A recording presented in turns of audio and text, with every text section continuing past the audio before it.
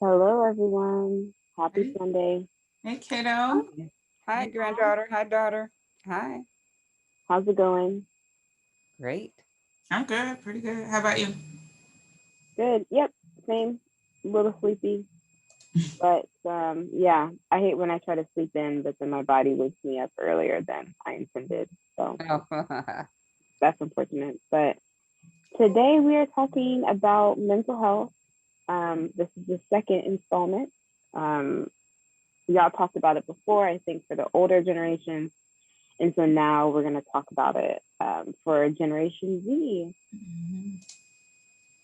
First, what are y'all's initial thoughts when you think of the mental health, the state of mental health for members of Generation Z and maybe millennials too? I don't know if y'all want to touch on millennials as well. I feel like Gen Z, clearly personal opinion, and just off top of my head with that question is Gen Z seems to not be the same, as millennials or Gen X when it comes to mental health, and I mean that to say I feel like more of them have mental health issues. I don't know if it's the world has gotten crazier, America is crazier, what the case may be, causing these issues or triggers or whatever.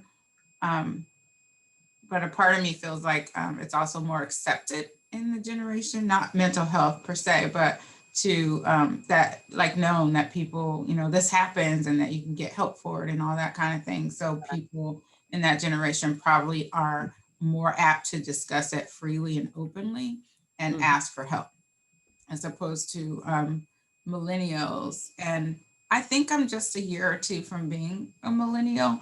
So I guess you can kind of say being on the cusp. But as Gen X, I also think we tend to talk about it more, and we're the parents of, Gen Z. So I think that could have a lot to do with it as opposed to, maybe the baby boomer group. And I won't speak for that group. I'll let you do that, Mom. But that's my initial thoughts. Right. I agree with you in the fact that maybe we know about more of them having the mental health issues because they're not afraid to say that something's going on. Where in my generation, the baby boomers, we would keep everything in, especially in the Black community. Take it to the Lord instead of the therapist. You know what I mean? Don't let anything get out of your house that happens in this household. So a lot of people didn't know. You would be in the house crazy as a bat, but when you went outside, you was all tightened up and acting like nothing was going on. It was like, it was like opening up a can of biscuits. When you was outside, you was that, Mm. paper wrapping was already on there. But once you hit that corner, that can in that corner, everything would bust out. So it was like that. So I commend anyone and anybody in any generation that realizes that thinks, okay, something's not quite going on right.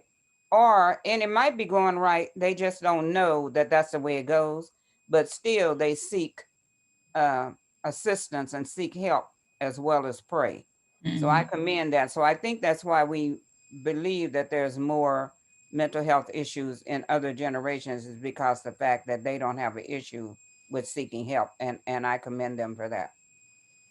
hmm Yeah, that's interesting because I'm actually also only a few years away from being a millennial. So people born between like this the very last few years of the 90s are sometimes referred to as zillennials. And so I'm a zillennial. There you go. The Gen Z, but we call ourselves millennials sometimes. And I also have experience working with the psychological services office on my campus. I worked with them for about a year, a full school year. And the goal of that office was to basically reduce the stigma of mental health issues on our campus and abroad. So I feel within Generation Z, mental health is the topic of mental health is discussed more openly and freely, especially as it comes to depression and anxiety and ADHD, which I feel like are very common diagnoses within Generation Z. Um, so I feel like there's always nuances, um, especially within the Black community. I feel like I personally would not be talking about my mental health openly and freely to everybody just because I'm just a private person, as I know the both of y'all are as well. But I know that other people are, you know, a little bit more open. Like it's kind of a joke almost. Like, so depressed. Like it's just like has become desensitized, I guess, like the way in which people talk about depression. And I don't know if desensitized is the word, but it's kind of just been um, very loosely talked about in a very, I guess, dark humor way. Okay. And when sometimes when I say mental health issues, it kind of takes me back because I'm thinking and I'm feeling actually that if we didn't use the word issue on the end of that phrase, then maybe more people would be willing to seek assistance or seek help.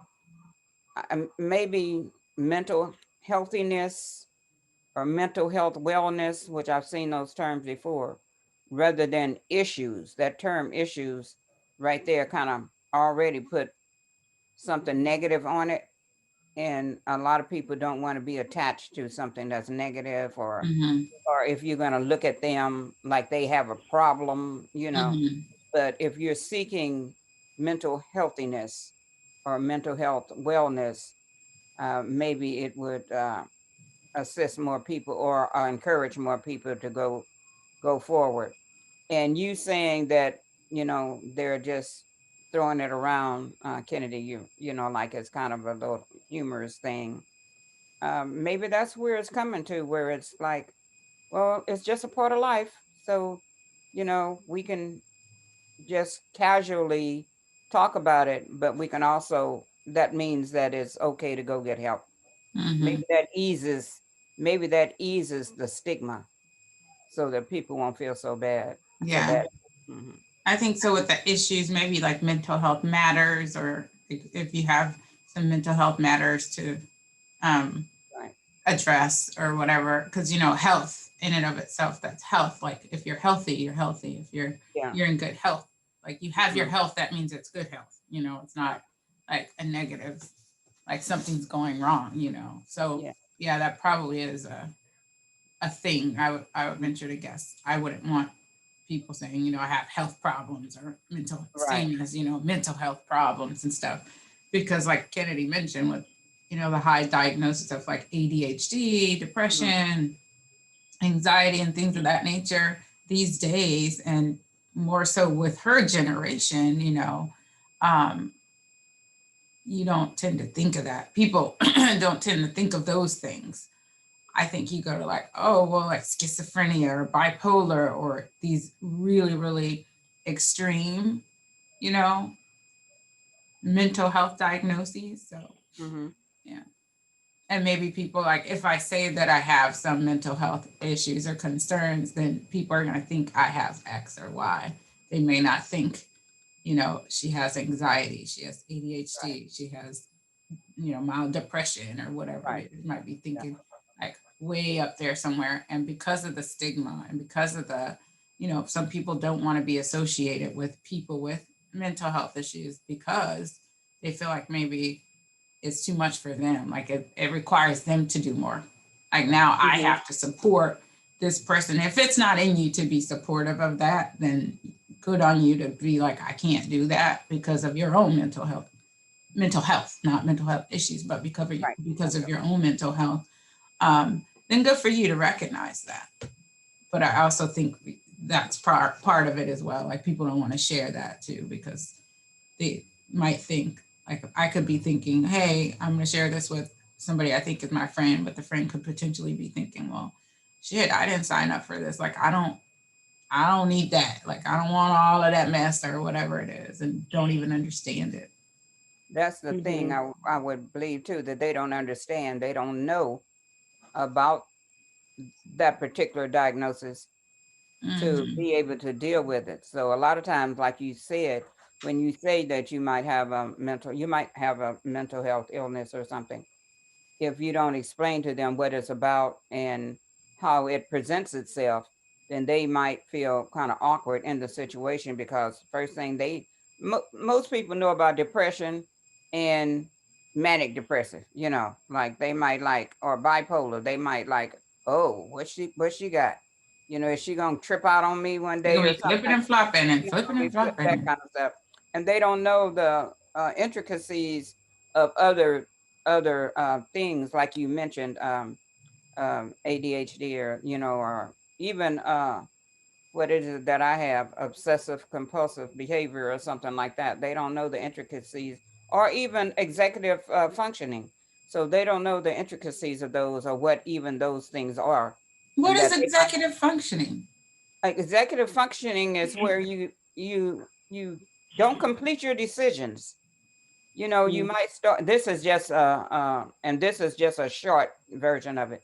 You might start stuff and you don't complete them, and you just start and you just don't complete it. You might, and some of the other symptoms are inappropriate behavior in inappropriate social behavior, or it's a few other things, but it's your your inability to complete, your inability to control some of the things you say and do, and that type of Oh stuff. wow. Yeah, Executive what? functioning, Hmm. executive Mm. function. Yeah. Wonder why they call it executive. Is it like you just make a decision to do something, but then you don't go through with Then it, you or just don't. Maybe I don't know. I haven't dwelled into it to find out what you the depth haven't what? of that word. I haven't dwelled into it, Dwelled into dived it. into it. I got some college people here on the online with me, so I'm trying to relate. Because you're, what are you saying? Your And degree is I not just, real well, or something? sometimes I just make up words. So anyway, so what are you saying? Am I trying to say what? I said, what is your degree not real now? Oh, I forgot I had one. You got a PhD, right? That's right, I had one. Yes, I do, a public high school diploma. So I'm just saying. So I forget I have that. I don't like to brag. I don't like to brag. I don't like to boast. I love all y'all, but I love me the most. Okay. I love that. I love that. But your Maybe degree So is in psychology, right? it's in social psychology. Yes. Social psychology. That Mhm. makes sense. to that effect, I feel one, I'm trying not to use the word issue again, but I'll just say in this case, one issue within Generation Z is when people, okay, so we've reduced the stigma because, we're comfortable enough talking about it in social Yes. settings with friends and family and things like that, which is obviously a wonderful thing that people no longer feel the need to hide a part of themselves. I think now there's this issue with people in my generation who are self-diagnosing themselves, Mhm. and then they're watering down the real issues that come from depression and anxiety and obsessive compulsive disorder, and they're not understanding how debilitating a lot of these conditions can Exactly. be. Mm. Yes. And I'll even speak from personal experience. I remember I was talking to you, Mom. I was like, I think I might have OCD. And you were like, really? And I was like, I think I do. And I'm going to talk to my psychologist about it. And I talked to my CAP, my counseling and psychological services psychologist on campus, and I didn't even bring it up.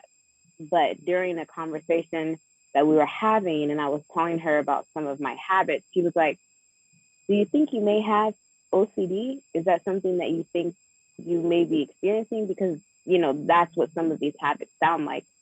And to me, knowing what I go through in certain circumstances, it can be really debilitating, some of the things I experience sometimes.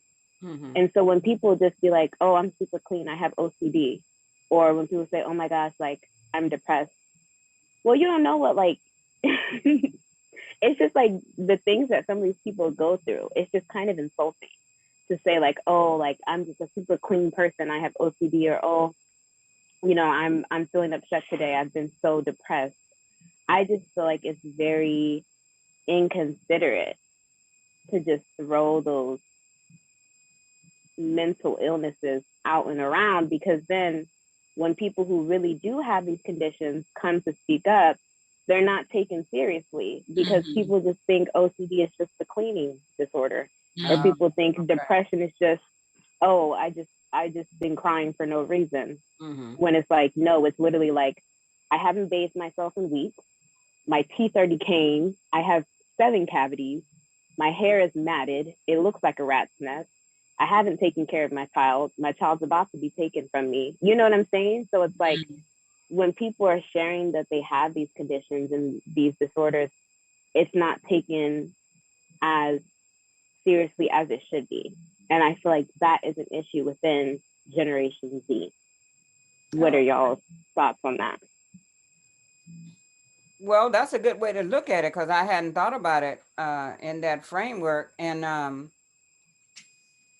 but I do know there are different degrees or levels, I should say, of those illnesses. So so something probably do need to be done about that, because a person that says they're depressed, they could be depressed. They're just not on that level of uh, not that you described, because there could be people that are depressed and they can go to work and function, but they come back home and get in the bed and put the covers over their heads. So I guess it would I that has to be looked at. So that was very interesting. That's very good that you brought that up. I That think that's yeah. like 100%. I think that that's true for several, across several generations. And Mhm. I can definitely see the younger folks saying that. Like, oh my God, that they throw it out, just like, remember people used to be like, that's so gay. That is gay. Yeah. That is so gay. Like, you, why are you saying that? And then you say it and it's in a negative way, Right. even though, what? I have some of my best friends are gay or whatever. So they're just not looking at it in the right sense. I haven't heard people say things like that. I'm also in my 40s and I don't think we talk like that, but I haven't heard people saying that in a long time. So it makes me think about you saying when somebody says, oh, I'm so OCD, like I have to keep cleaning the counter. Like I can clean the counter 3 times a day or I like lines in my carpet or whatever. I agree with you, Mom, where you're saying there are degrees to it. Like that could be a part of being OCD. You don't want the lines not to be in your carpet. So you are constantly vacuuming, and it can be debilitating because you might have a doctor's appointment, but somebody messed up a damn line in your Right. carpet, And you and you're still, gonna yeah. get the thing out and start going Yeah. over it again. And maybe not even just that line. You might like, oh, it has to start over now. I gotta start from this corner and take it all the way to this corner Right. of the house. That is causing you to miss your appointments. Anything like that's gonna affect your a life outside of that or whatever. So Mhm. I think there are definitely levels to it. Right. I agree 100%, kiddo, when you say that. People will say it about being, like I said, like, oh, that's gay. But yeah, oh, I'm so OCD, or oh, I'm so depressed. I went here and they only had the last blouse and it was an extra small and I can't get it. Like, come on, Oh yeah. be for real. Oh, I'm so depressed. I, went and I did this, or I ate so much food. I'm just so depressed. Why did I do that? You are using it very loosely, Yeah. very haphazardly, and for ill regard to people's feelings and people who have those diagnoses. So Right. I totally get that. I Yeah, I understand. do too. I'm glad you said that because I hadn't thought about uh, that, and maybe having knowledge of the levels and how serious they can be. When you hear people say that it doesn't bother you as much or it doesn't affect you as much, but I guess it's a generation, like you said, Kennedy, that's throwing that around loosely like that. And that's why it can piss people off, because there's people in that generation that know how debilitating it is to them. And then they see their friends or just their cohorts just, just throwing it around loosely. So that can It's be taken away the weight of what taken truly is away, yes, going on. the seriousness of what is actually happening Mhm. with people that really might need some assistance. So I'm glad you said that. So that would make us know that we don't just throw those terms around. And possibly when people say that, they're, I guess it's up to us now to say, maybe you could use another term Yeah, so that, when once we learn, we do better. So it's up to us now to say, maybe you could use another term, because that's going to take away from somebody who really is and who really needs assistance. yeah. It's the same now, with all the Black Lives Matter and all this stuff where people I think are a little more sensitive, I suppose, or aware, Mhm. or people around them are much more willing to say, you can't say that. Not Black Lives Matter, but I mean other things that people might say, like, you can't say that. What are you Right. saying? Like, you can't say, oh, I'd rather my plastic surgeon be from India because they're the smartest ones. Yeah. You can't say stuff like that. What are you doing? Like, keep that to yourself if that's truly Right. how you believe. But if you're open-minded enough, then you open a book or talk to some people and then learn that, Yeah. Indian people aren't just the smartest. There's other people who can do this work. Right. Right. Um, I would uh, say Oh, go ahead. Go ahead, Kendi.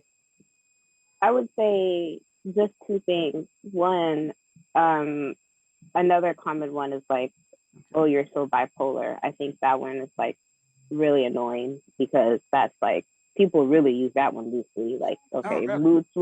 mood swings, bipolar, let's not do that. But then also I think maybe a piece of it is that people are being misdiagnosed in this day and age. And maybe I don't know if maybe doctors are just more aware of the symptoms, or if doctors are just a little quicker to diagnose someone with an illness versus really get to the root cause of what that symptom may be coming from. Mhm. Like, I don't know, like if a student, like, I don't know, I feel like home life plays a really big factor in someone's, obviously someone's personality and how they act out and they behave. And so maybe someone doesn't have the best home life, but maybe it's presenting itself as ADHD, but maybe they don't have ADHD. Maybe they're hungry and they can't pay attention, or, like maybe they are acting out in certain ways because of the way that their parents treat them or something. So I feel like another possible issue, I don't know, I haven't done much research into it, but it may be kids being misdiagnosed. And I feel like I hear just a lot of anecdotal evidence about parents who say that their children have been misdiagnosed, like little kids being diagnosed with bipolar and things. And I mean, like, I'm no doctor. I'm getting my degree in economics, so I can't even tell you the science behind those diagnoses, but anecdotally, that's just what I've been hearing. medications, money. Well, then that's where we be more proactive I in. see. That's that's when we be more proactive in our care, especially the adults that are in the lives of individuals who can't make decisions for themselves. That's where you get more proactive, because if a parent say they think that their child was um, diagnosed prematurely or with the wrong diagnosis, then that parent needs to be more, if they actually feel that, then they need to go to another doctor, or they need to do something else. What do they think it is? Yeah, you have to be able to advocate for your child. Yeah, And you have to be able to advocate. You have and to common sense rules, even though, like you all said, like, my degree is in public administration. I'm a doctor, but I ain't that kind of doctor. But I tell you what, if they diagnose Malcolm with some stuff where I ain't never seen him do that, or I don't know what you're talking about, I'm not just taking it just Right. because this person has a medical degree and Right. has the authority to diagnose that. I go to specialists because of who they are and what they're Right. capable of doing, but I don't just take it, you know, and accept 100%. Like give me, like when people, you know, get diagnosed with cancer, do you not get a second opinion? Like, let's find out if they missed something and this is really a stomach ulcer and not, you know, ovarian cancer or whatever got diagnosed with. Like get second opinions and find out and pay attention to your children and advocate for them. Advocate. And Yeah. if that is what it is, then you go and you get the best doctors you can get for them to help them get through it. Right. I did have one question for you, Kennedy, because I remember maybe freshman year or sophomore year, you had that experience with your friend. I'm not sure, you know, you don't have to say their name or anything, but, you know, in a college scenario, you know what I'm talking about, right? Mhm. In a college, you know, environment, what could happen to students and what could go on with, like, you've been in mom and dad's house your whole life and now you're out on your own. You may have had these issues while at home, but they were under like a controlled setting. And then you get in college and you're like adulting. And oftentimes it's adulting without the adults who used to be in your life. Often it's like, well, go do you out the house, you know, go enjoy. Or it's the pushback that some kids give when they are out on their own. I don't need your help. Leave me alone. I'm out and I'm grown. And they want to do whatever it is they want to do. You know, they're 18, they're living in dorms, whatever, and things happen. So do you want to talk to us about what happened? I will say, okay, I'll start with the story and then I'll give my 2 cents. So yeah, my freshman year, one of my like the closest friend that I had made my freshman year, she had kind of a mental breakdown. I don't know if that's the correct word for it. But her birth mom, who she was no longer in contact with at that time, um, actually in contact with, but not um, on a daily basis, you know, kind of like here and there. She didn't live with her birth mom. During break, she wasn't going back home to live with her birth mom. And her birth mom um, had a history of schizophrenia, or something like that. So I'm going to say it was schizophrenia because I think that's what it was. And yeah, one day my friend just started acting in an unusual way. And everybody was noticing it. It was not just me. Everybody was noticing it. And she pulled the fire alarm in my dorm for no reason. And she was going into classrooms, like random classrooms, writing on boards and doing stuff like that. Yeah. And then, yeah, and I actually had another friend who had a similar experience, like a year later, who ended up having to transfer. She was being very paranoid, and everybody was noticing it. We had to get like my RA supervisor involved. And, you know, she was like, oh, they're trying to get me. The cops are coming for me. We got to move me out. Like, who's going to help me move out of my dorm? Like, I need to move out in silence. Like, we got to go at night in the middle of the night so nobody sees us. Like, they're listening in the room, like stuff like that. So, yeah, those were two experiences that I personally witnessed. And I will say it's two things. One, and it's not one or the other, and it's not limited to just these two things. But one aspect of it is that a lot of mental health conditions are stress induced in college. And Right. so it's the pressure of being in college and having to balance work and academics and personal life. And then maybe you have financial issues, so you're struggling to find food, and maybe you're not being super social and you don't have friends. And so it's just like all of these things that just really cause this mental health condition to come to the surface. And then another thing is a lot of these mental health conditions are not present until the early 20s, late teens, early 20s to mid 20s. So I think schizophrenia is one of those conditions where it doesn't become apparent until early 20s time frame. So it's a combination of those two things, plus, you know, family history, other things like that. Yeah, that was my experience with that. Um, the first time it happened, I was very just like taken aback and like I was just unsure of how to handle it. And that I learned from that experience, you know, you just have to be a support system for that person. And you just have to, no matter how scared you are, you know, be there for yourself first and foremost and keep Right. yourself safe.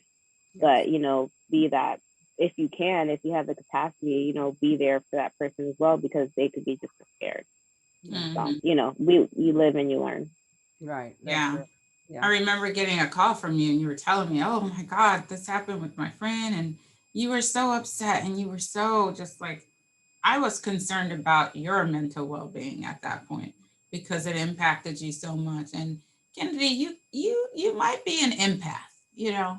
So I'm kind of like, oh my gosh, she's gonna take on this person's That's troubles. how I felt too. Yeah. And I'm like, Kennedy, that is not you. Like I had to like break it to you and without sounding insensitive towards Mhm. the situation, but having my own child, you know, in college, knowing the stresses and the pressure that's on you, like don't take on this kid's issues. I was like, that is not you. What does that have to do with you? Like I literally had to say, what does that have to do with you? And I understood it was your friend and I understood you wanted to be supportive and you knew a lot more than I knew, you know, about her backstory and all those sorts of things. But I just remember being concerned about you. And I'm like, this is freshman year. We are not about to be having a struggle and, you know, chug along this whole for 4 years trying to get your mind right so that you can focus on what it is that you need to focus on. I was very concerned about both of you. Yeah. And one of them had to leave, right? They left school. They actually both ended up leaving. Yeah. The first girl, she left and she dropped out, and then the second girl, I think she just ended up transferring to another school. Hmm. A couple more things about that. I'm not trying to take over this, but one, the person who haven't, you know, as a foster parent, and we go through all this training about trauma and things of that nature. And it's like you said, you don't know what the background is of somebody, you don't know how they lived or what the stressors are. But if there was any trauma in her life, that is the age you are until you get that sorted out.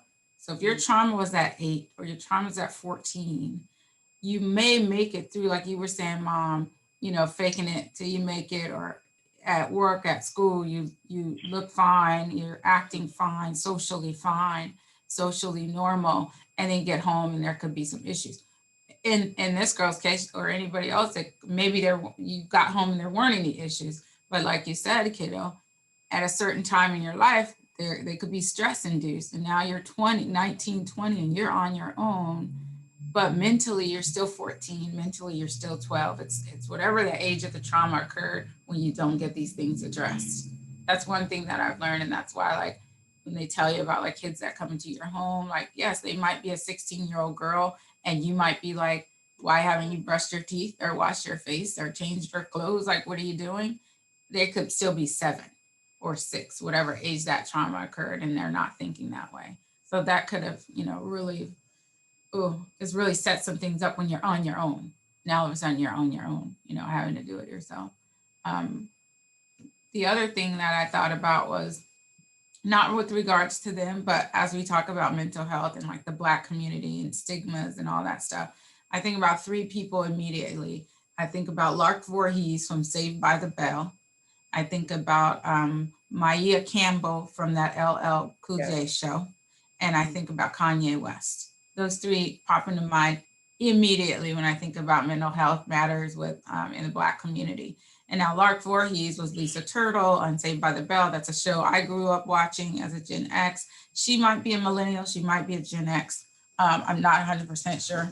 But something happened. I don't know what happened to her, but we know that there's some issues. And last I read, there was a lot of them. It was like schizophrenia and, you know, maybe bipolar and like a couple of other things.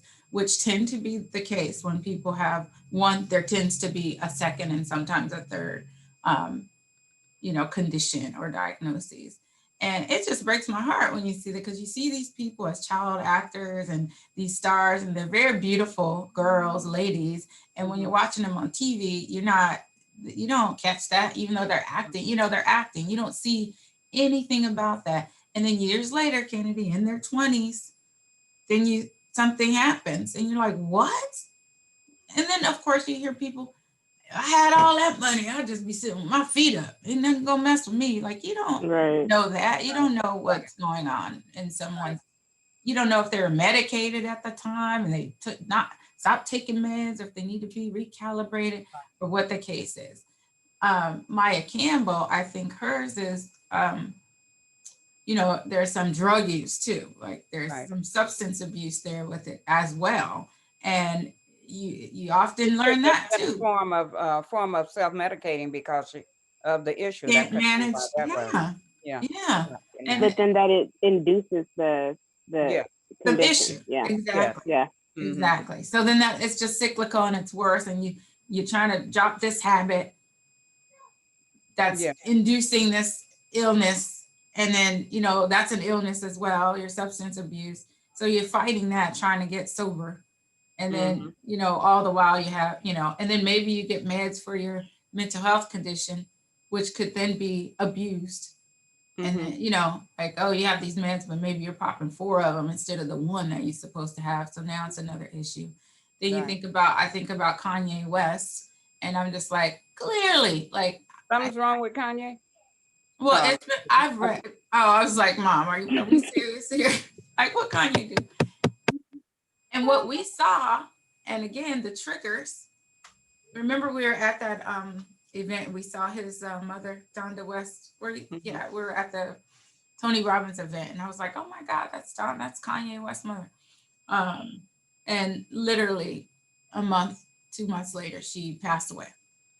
And I think that was what induced his well-being, because after that, people were saying, this dude is batshit crazy.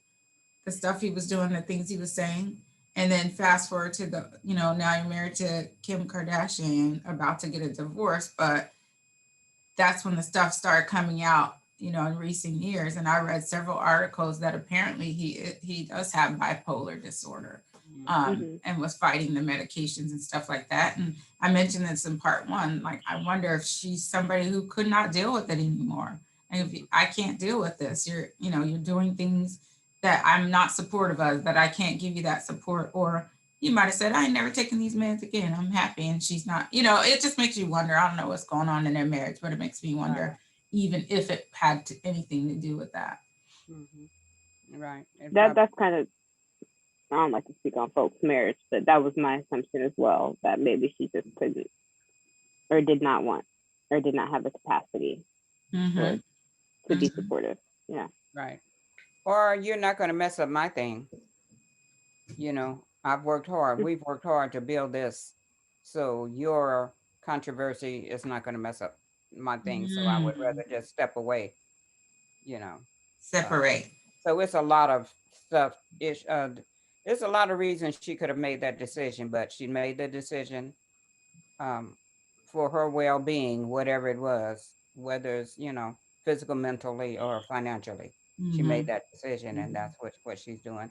And sometimes that's what you have to do, that tough love kind of thing. My thing, as far as you, Kennedy, and college, I'm really proud of you, number one.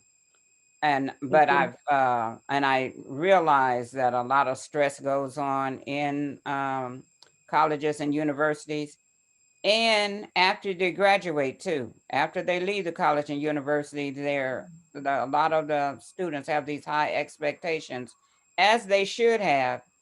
But a lot of times those things don't happen like they would hope or had planned or something. And sometimes people fall into depressions and different things like that. So that's one of the reasons we wanted you to come in and speak. And as I was saying that, I thought about my brother, not only in college and universities, but in the military as well. you're taught one way, and when you're in the military, you got all this discipline. And I would imagine that is military against civilian. You got all this training while you was in the military, and you fought for your country. And then you come home and your country has nothing to offer you.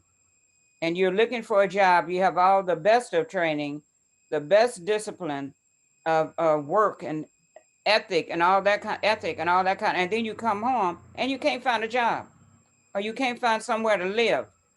And you just because you just do what you do. You start self-medicating, like my brother did. Just start self-medicating. Been in the military for years, and he said that he thought that he would be able to get a job right away, and he did not.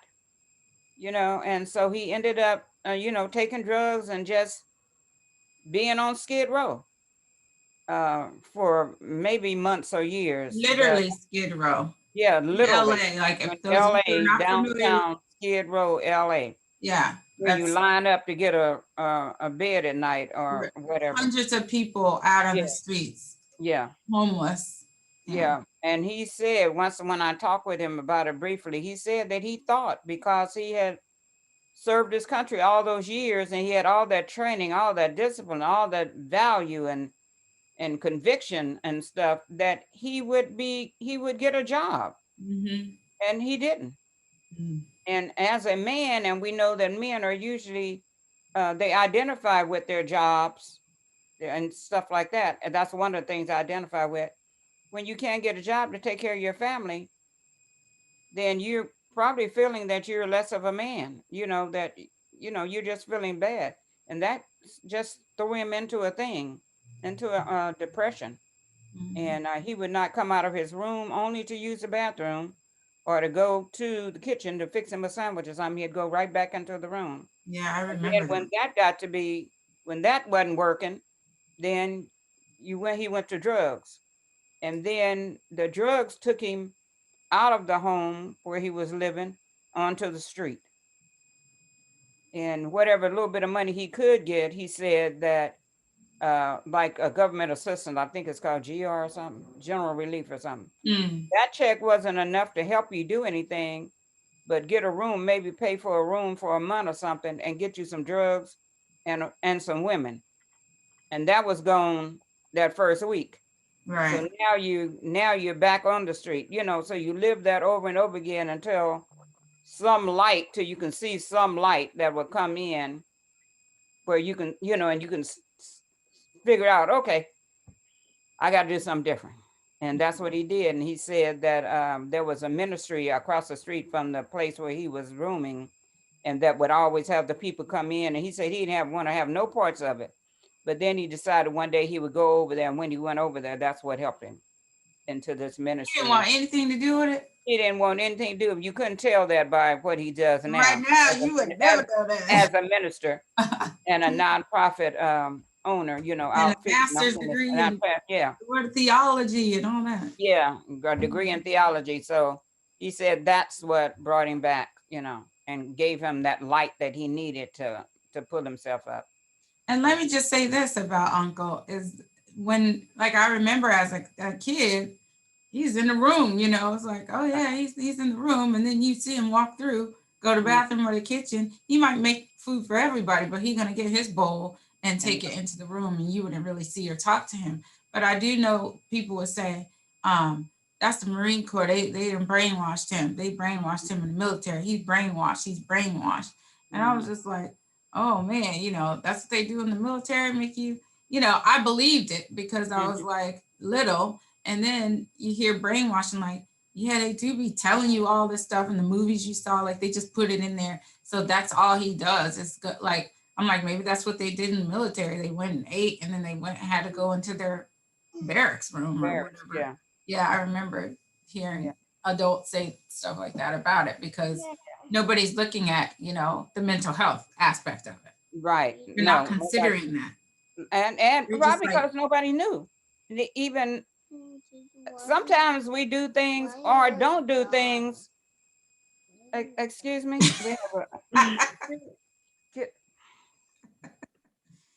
We on camera, Mom.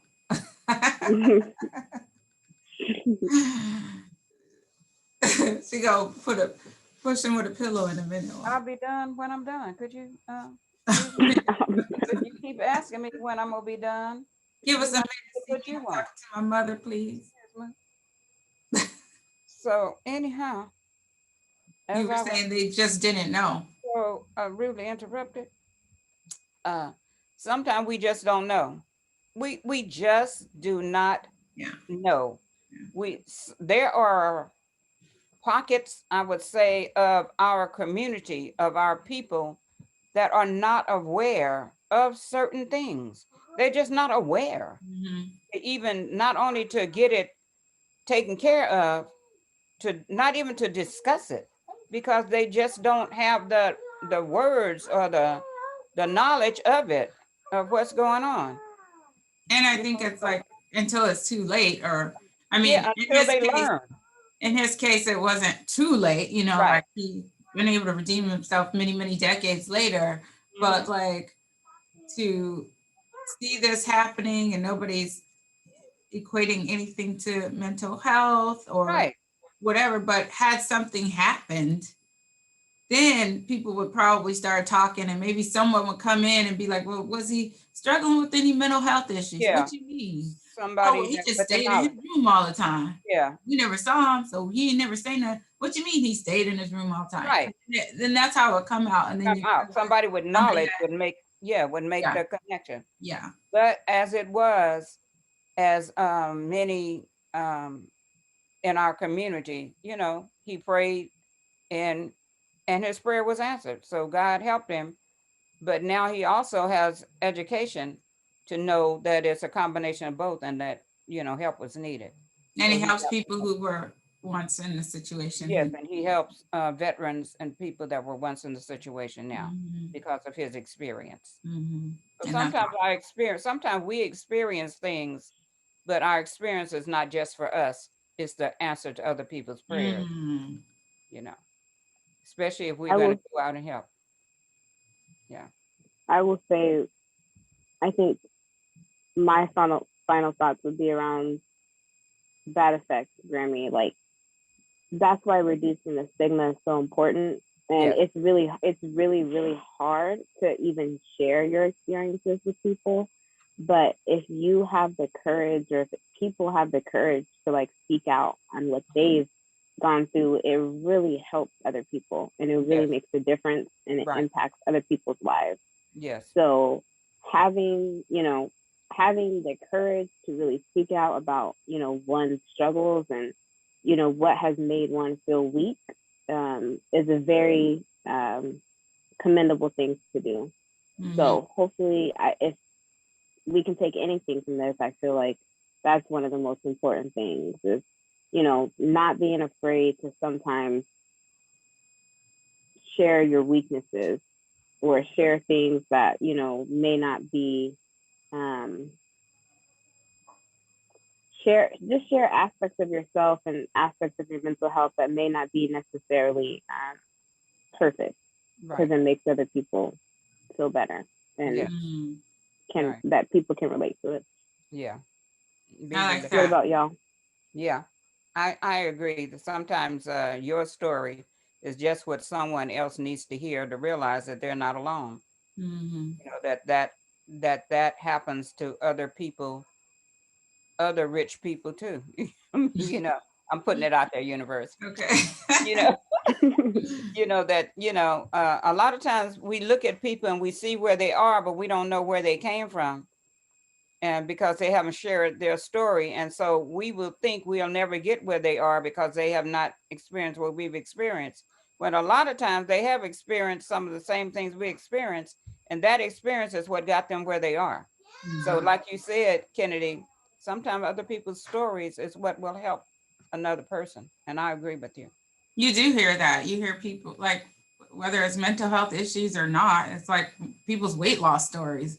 When you see people, oh, they're, I'm trying to get my butt like that, or I want abs like that, or whatever. And then next thing you know, they're saying, 10 years ago, I looked like this. And you're like, what? That was them 10 years ago. And that could be enough to see the motivation, like, oh, that is so inspiring to see that somebody somebody's before picture looks like me and they got to where they are or whatever. Mhm. But I think you summed it up beautifully, Kennedy. I think that it's very important that I always want to say kids, but you are a young lady. Yes. All of 21 years old, about to graduate from college. I'm so proud of you as well. Yes. But I think that it is also okay to know your strengths and that you don't have to be the person to be there for the someone who has, you know, these issues going on all the time. That doesn't have to be you. Right. And you don't need to take on all of those emotions and the struggles and what they're going through in order to be a good friend, in order to be supportive. So it's okay to be removed from things in a certain way, and also to give your support from a distance, or, you know, because you still have school, like in the instance of freshman year, like you still had 3.5 years to go. Like you had to take care of yourself. So it may feel a little selfish at times. We talked a little bit about this in part one, but I know the importance of mental well-being and mental health. And I think if you get too far into things with other people, it can really mess you up. And it's okay to be a little bit selfish when it comes to that for yourself. Like whether it's stepping away from work, like I do, I take a mental health break, take a day off. Like I'm not about to do it. You're not about to stress me out. You're not about to have me cuss out one of my employees and lose my good government gig because they done said something crazy or did something they wasn't supposed to do. So let me step away, or whatever it is, whatever your thing is, whatever your jam is, you need to be able to do that to help take care of you. And that's it, and that's all. Mhm. Thank y'all. I think that was a very productive conversation. I think it was a very informative conversation. And thank y'all for sharing. And thank y'all for the insight. And And you, thank Thank y'all for you. watching. you're welcome. Thanks, kiddo. Love you. See y'all. Bye. Love you. Bye. Love you. Bye.